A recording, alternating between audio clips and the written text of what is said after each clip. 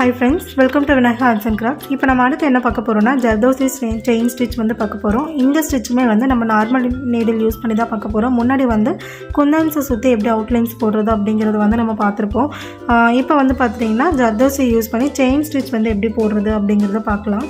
இப்போ அதுக்கு வந்து பார்த்துட்டிங்கன்னா நான் ஜர்தோசி வந்து ஆன்டிக் கலரில் தான் நான் எடுத்திருக்கேன். எடுத்துகிட்டு முன்னையே சொன்ன மாதிரி கொஞ்சம் இழுத்து விட்டுக்கோங்க. இழுத்து விட்டுட்டு நீங்கள் வந்து கட் பண்ணிக்கணும்.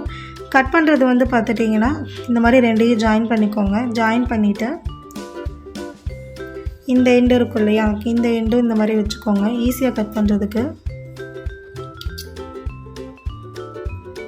ஒரே ஸ்ட்ரெயிட்டாக வச்சுக்கோங்க. ஸ்ட்ரெயிட்டாக வச்சுட்டு இப்போ செயின் ஸ்டிச் போடுறதுக்கு உங்களுக்கு எந்த அளவு வேணுமோ அதே அளவு வந்து எல்லாமே இருக்கிற மாதிரி நீங்கள் கட் பண்ணணும்.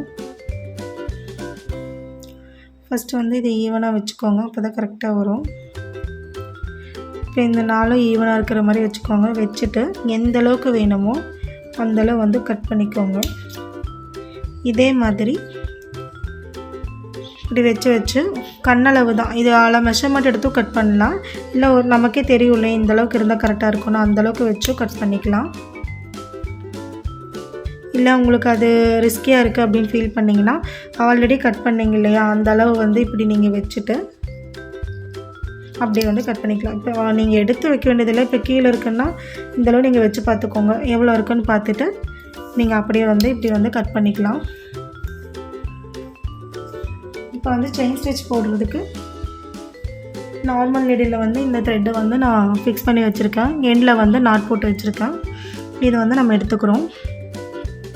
இப்போ செயின் ஸ்டிச்சே வந்துட்டு இந்த மாதிரி ஸ்ட்ரெயிட் லைன் இந்த மாதிரி ஏதாவது ஒரு டிசைன் மாதிரி ட்ரா பண்ணிவிட்டு அது மேலே போட்டு பார்க்கலாம்.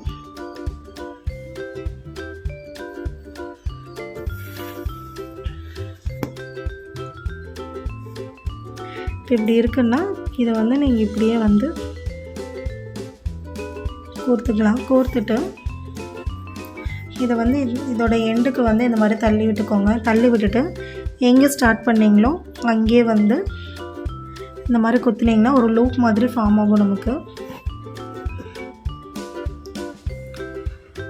இந்த மாதிரி ஃபார்ம் ஆகுது இல்லையா. இதில் வந்து 2 மெத்தட் இருக்குது. ஒன்று வந்து பார்த்துட்டிங்கன்னா இந்த லூப் மாதிரி ஃபார்ம் ஆகிறத இந்த மாதிரி கையில் இப்படி பிடிச்சி ப்ரெஸ் பண்ணிவிட்டு இந்த எண்டில் அதாவது இந்த டிசைன் மேலே நம்ம உட்கார வைக்கணும். அதுக்காக வந்து இந்த எண்டில் வந்து இந்த மாதிரி ஒரு சின்னதாக வந்து லாக் போட்டுட்டு லாக் போடணும். இந்த மாதிரி லாக் போட்டிங்கன்னா லூப் வந்து ஃபார்ம் ஆயிரும். அதுக்கப்புறம் பார்த்துட்டிங்கன்னா இதோட சென்டரில்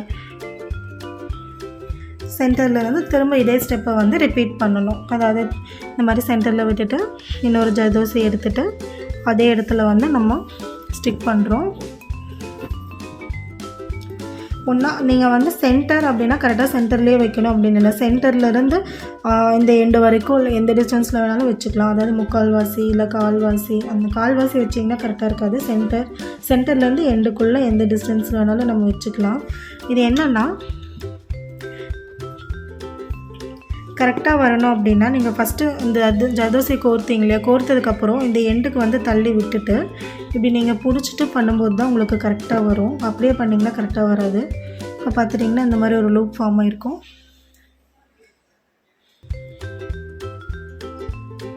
இந்த லூப்பை வந்து இந்த கரெக்டாக அந்த டிசைன் மேலே உட்கார வைக்கிறதுக்காக இப்படி பிடிச்சிட்டு அந்த எண்டில் வந்து கரெக்டாக வந்து நீங்கள் லாக் போடணும்.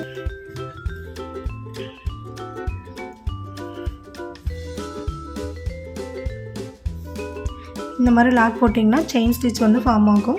இப்போ வந்து நம்ம லாக் போடுறோம் இல்லையா, இந்த லாக் போடாமையே வந்து நம்ம ஸ்டார்ட் பண்ணலாம். பட் லாக் போடாமல் ஸ்டார்ட் பண்ணிங்கன்னா கரெக்டாக வந்து உட்காராது. அது ப்ராக்டிஸ் இருந்ததுன்னா உங்களுக்கு ஈஸியாக இருக்கும். அப்படி இல்லாட்டி கொஞ்சம் ரிஸ்கியாக இருக்கும். இப்போ பாருங்கள் எப்படி வரும்னு பார்க்கலாம்.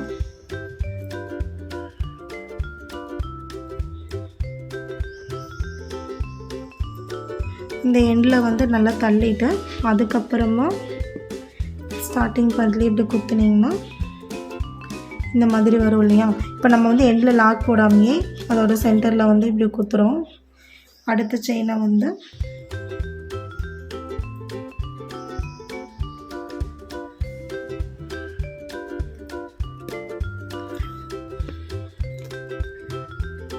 இப்படியும் வந்து நம்ம போட்டுகிட்டே போகலாம். பட் அதை விட வந்து இதோட ஃபினிஷிங் வந்து இந்த இதில் வராது.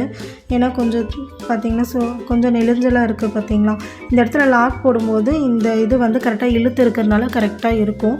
அந்த லாக் போடாமல் போடும்போது கொஞ்சம் டிசைன்ஸ் வந்து இந்த மாதிரி வரும். ஸோ உங்களுக்கு ப்ராக்டிஸ் இருந்துச்சுன்னா நீங்கள் இப்படியும் கூட போடலாம். பார்த்திங்கன்னா உங்களுக்கு டிஃப்ரென்ஸ் தெரியும்.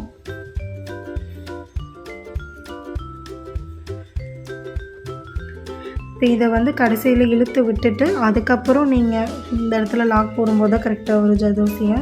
இல்லாட்டி ஜர்தோசி வந்து கொஞ்சம் சுருக்கிற மாதிரி இருக்கும்.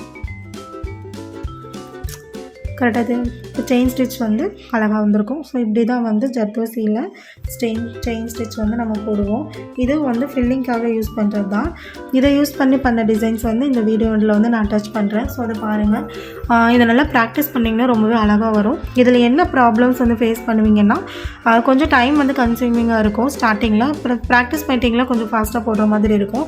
இன்னொன்று வந்து பார்த்திங்கன்னா ஜர்தோசி வந்துட்டு ஒரே சைஸில் வந்து நீங்கள் கட் பண்ணணும். சைஸ் வந்து டிஃப்ரெண்ட்டாக இருந்துச்சுன்னா டிசைன்ஸ் வந்து நல்லா கரெக்டாக வராது. அதே மாதிரி மீடியம் சைஸில் வந்து கட் பண்ணணும். ரொம்ப பெருசாகவும் கட் பண்ணக்கூடாது, ரொம்ப சின்னதாகவும் கட் பண்ணக்கூடாது. மீடியம் சைஸில் கட் பண்ணும்போது தான் ரொம்ப அழகாக வரும்.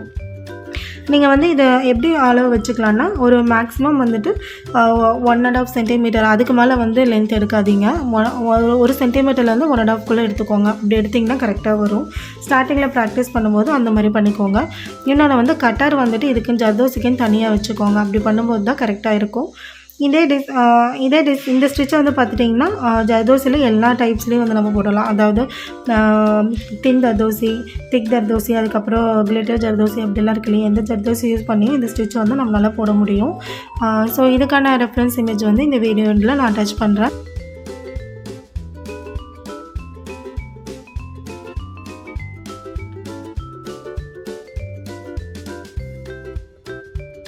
தேங்க்ஸ் ஃபார் வாட்சிங்.